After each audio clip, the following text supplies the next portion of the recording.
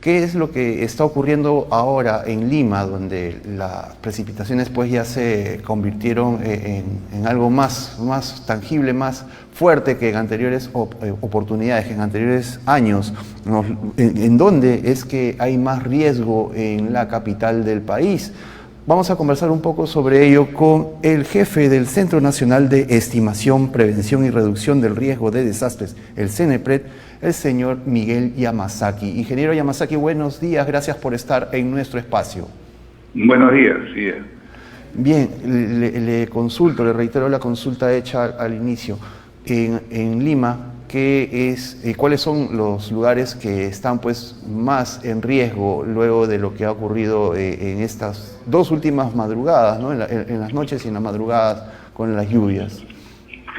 Bueno, en Lima en general hay zonas críticas que se les denomina así porque son lugares con alta susceptibilidad a la ocurrencia de fenómenos de movimientos en masa, ¿no? Como son los huaicos, los deslizamientos, y estas zonas fundamentalmente en el escenario que en el CENEPRED se formuló a raíz de los últimos comunicados de Senane, se había ya enfocado en Caraballo, Lurigancho, Chaclacayo y Cieneguía, ¿no? Eso fue lo que arrojó nuestros modelos, porque esos son los sitios con muy alta susceptibilidad, como les digo, y efectivamente en estos lugares es donde se ha producido justamente la mayor cantidad de huaicos, como hemos podido apreciar. Adicionalmente a ello, lo de Punta Hermosa, que el modelo no lo había arrojado, pero hemos visto que nuevamente se ha vuelto a activar, aunque la afectación en esta zona básicamente es en la parte baja, ¿no? En el balneario propiamente dicho, porque el discurrir de toda esa quebrada no hay mayor población, a diferencia de los lugares en Chosica, Santa Eulalia, Chaclacayo, en donde a lo largo del discurrir de la quebrada hay mucha población. Ajá. Esa alta susceptibilidad, como la califica usted, señor Yamasaki, ¿qué representa? ¿Qué condiciones configuran una situación de esa índole? Bueno, esto lo determina la entidad técnica científica correspondiente, que es el INGEMET. Significa que son lugares que tienen la calidad del suelo es muy permeable, y cuando recibe agua, producto de las precipitaciones, se vuelve deslenable y es de muy fácil desprendimiento, ¿no? Entonces es lo que ocasiona justamente los huecos cuando llega el factor desencadenante, que en este caso es la lluvia. Ese terreno es muy fácil o muy susceptible de poder desprenderse. De la misma manera hay lugares donde hay rocas también, piedras de gran tamaño que no están bien adheridas, digamos, no hay buena compactación de terreno por lo mismo de la calidad de terreno, y es por eso que en esos lugares es donde con mayor frecuencia se producen los huaicos. Y con respecto a Punta Hermosa, nos señalaba usted que no se había previsto que ocurriera lo de ayer, ¿no? Que pasó pues por ahí no sé si denominarlo huaico, por casi en medio de la zona, ¿no? de la ciudad, del balneario. ¿Esto sí, a qué se debe en primer término, y si hay riesgo también de que ocurra en otros distritos aledaños, que también son balnearios en lo que se conoce tradicionalmente como el sur de Lima? Sí, bueno, todas las quebradas, recordemos que los cerros en Lima están muy pegados a la costa, no hay más de 20-30 kilómetros, entonces todas las lluvias que ocurren en esta zona al final confluyen y terminan en quebradas. Es por naturaleza. Entonces, si llueve en esa parte, obviamente las quebradas se van a activar. Ahora, esta quebrada de Punta Hermosa está en una gran parte, está bien definida, está, digamos que no canalizada, pero está bien definida hasta llegar justamente al balneario.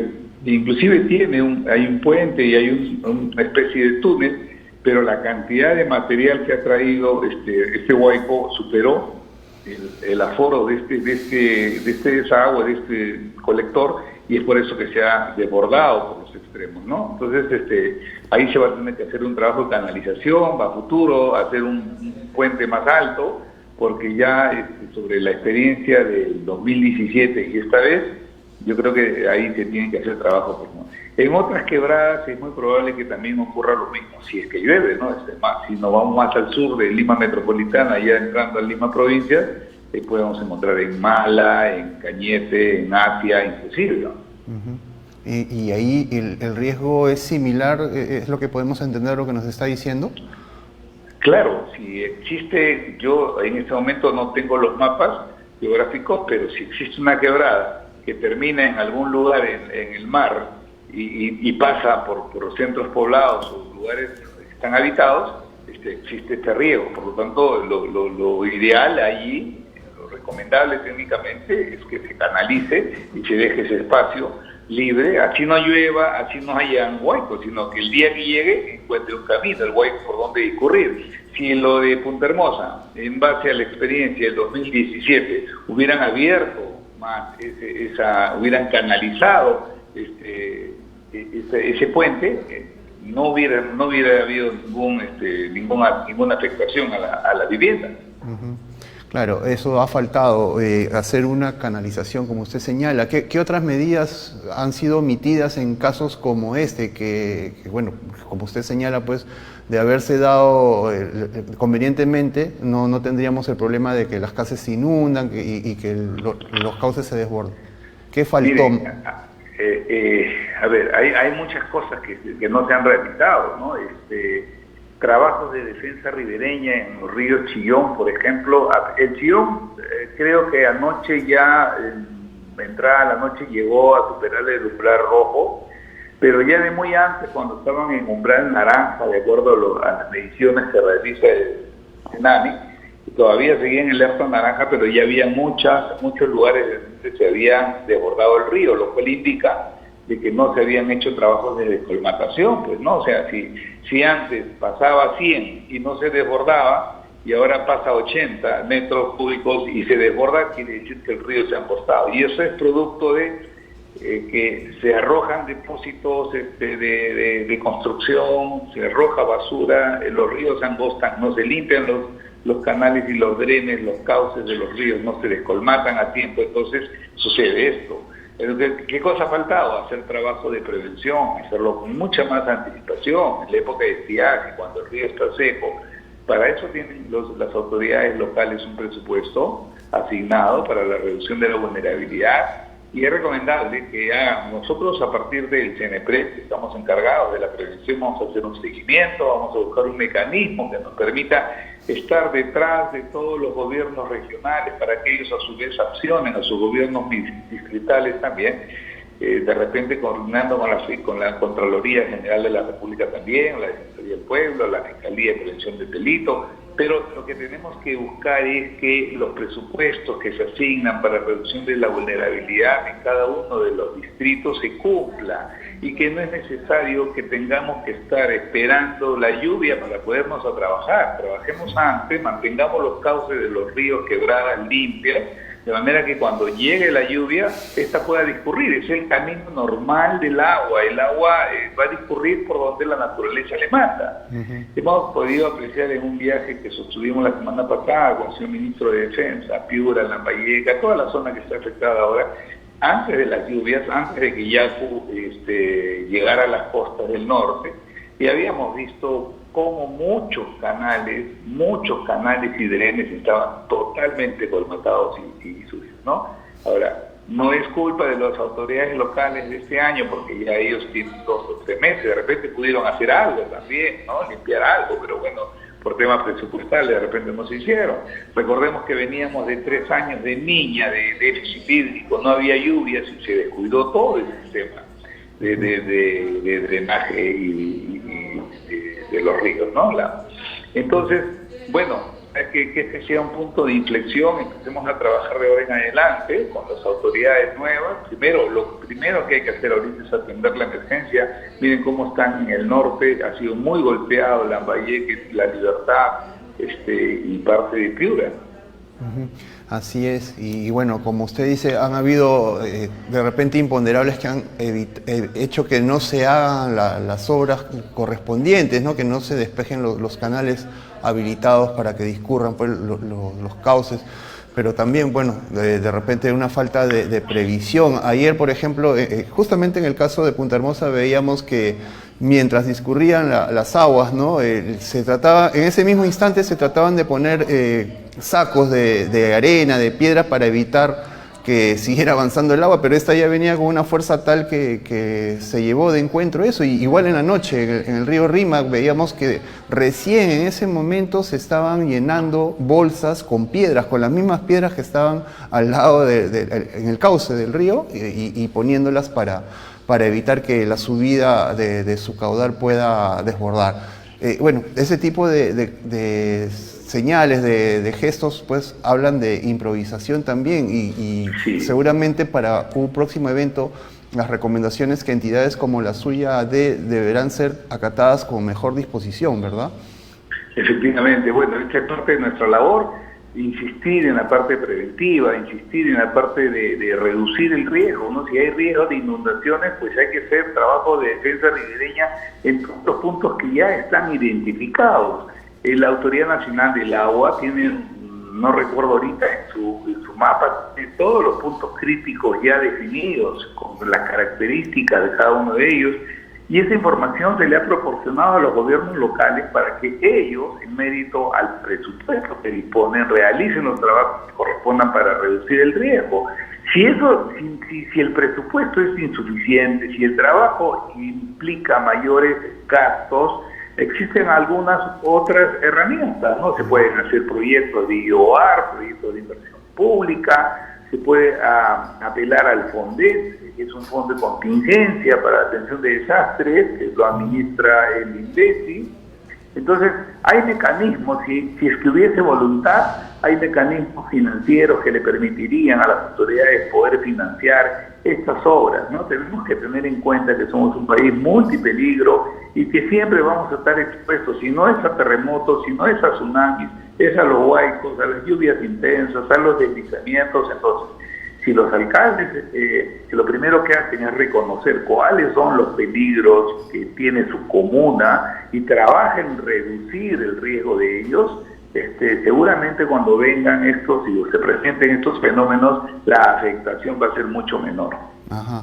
Y bueno, en el caso de Lima, señor Yamasaki, ahora estamos viendo pues que tenemos ahí 3 cuencas que están, digamos, entre comillas, amenazando, ¿no? la normalidad, ¿no? El Chilló, el Rímac, el Lurín, y de pronto, si no hubiera pues unos trabajos previos efectivos, estos 3 ríos van a ocasionar problemas, como ya los están ocasionando. ¿Y qué zonas serían, de acuerdo a ese mapa de riesgo, las más expuestas, de acuerdo a lo que ustedes manejan, la información que ustedes tienen?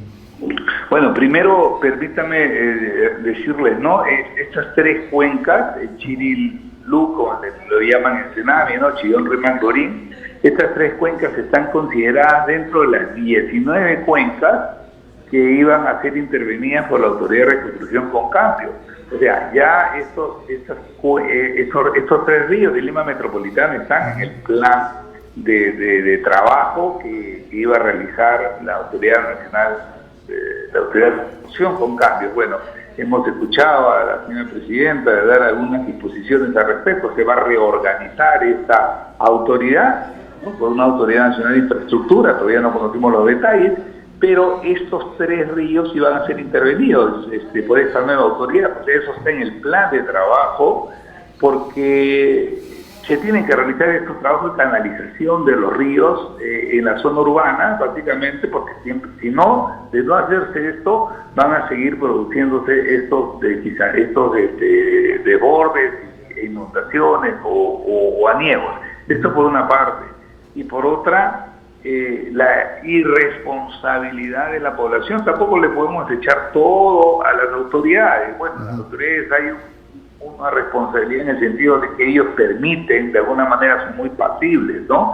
Porque existen zonas marginales ya definidas por la Autoridad Nacional del Agua, a los costados del río, en donde no debe habitar nadie. Sin embargo, vemos que cada vez hay más viviendas en estas zonas en las que son declaradas como zonas marginales.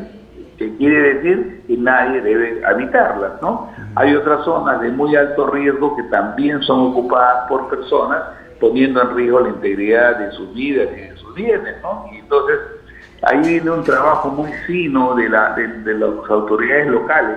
Entendemos de que es un problema social complejo porque no hay viviendas. Justamente las personas que habitan en estas zonas son las personas que tienen menos recursos, lamentablemente, porque obviamente porque no tienen, ocupan los lugares que están libres, ¿no? Pero ahí se tiene que hacer un trabajo, como le decía, de las municipalidades para tratar de reubicarlos, de reasentarlos, de ver la manera de poner a todas estas personas que están en riesgo en un lugar mucho más seguro. Así es, y eso pues es un llamado de atención a nuestras autoridades locales, municipales, para también tener una mejor capacitación en el personal encargado de esas zonas, de donde se instala la gente, porque no tiene dónde más ir a vivir. Señor Yamasaki, le agradecemos su presencia en Andina al Día. Solo una última consulta respecto a lo que podría pasar con en los acantilados, en la Costa Verde de Lima, a raíz de estas lluvias. ¿Hay un riesgo latente allí? Bueno, por la cantidad de precipitaciones extraordinaria que ha caído en Lima, eso no va a generar huaicos o desprendimientos, ¿no? Realmente no es mucho. Lo que sí, la Costa Verde, al peligro que está expuesto más que a las lluvias es al de sismo, ¿no? Porque un sismo de gran magnitud sí va a tener efectos sobre el acantilado, porque va a haber desprendimiento de piedras y tierras en la zona que está hay zonas que están muy propensas a ello. Hay una comisión de alto nivel que está estudiando esta problemática, de la cual también CENEPRED es parte, y me voy a enfocar también en ello como una de las metas. Yo tengo aún recién 2 semanas en el puesto, pero sí conozco de esta problemática, porque yo antes elaboraba en INDECI, entonces sí conozco esta problemática de la Costa Verde. Bien, señor Yamasaki, esperemos que las cosas no empeoren en lo que queda del día para todo el país con eso de las lluvias. Le agradecemos la información que nos ha dado en Andina al Día. Tenga usted una buena jornada. Gracias, hasta luego. Hasta luego. Bien, ya sabemos pues cuáles son los puntos de riesgo con respecto a estos desbordes y estas lluvias en Lima y en otros puntos del país, gracias al jefe del CENEPRED.